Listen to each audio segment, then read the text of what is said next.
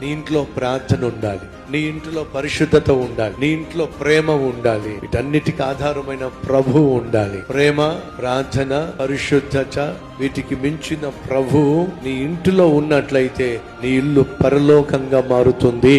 అలా కాకుండా నీ ఇంటిలో ఉండవలసిన దేవుణ్ణి బయటకు గెంటివేసి, అటు పరిశుద్ధత లేకుండా, ప్రార్థన లేకుండా, ప్రేమ లేకుండా, ఒకవేళ నీ ఇంట్లో పాపము ప్రవేశించి పాపమే నీ ఇంటిలో పరిపాలన చేస్తున్నట్లయితే వినో, నువ్వు ఏదో ఒక రోజు పాతాళానికి వెళతావు, కానీ ఆ పాతాళాన్ని నీ ఇంటిలోనికి తెచ్చుకుంటావు. నీ ఇల్లు నరకంగా మారుతుంది. వినండి సహోదరి సహోదరులు, మీ ఇల్లు పరిశుద్ధంగా ఉండాలి, ప్రభువు కలిగి ఉండాలి, ప్రేమ ఉండాలి, ప్రార్థన ఉండాలి. లేని పక్షంలో సైతాను నీ ఇంట్లో ప్రవేశిస్తాడు, నీ ఇల్లును నరకంగా మార్చి పడేస్తాడు. జాగ్రత్త.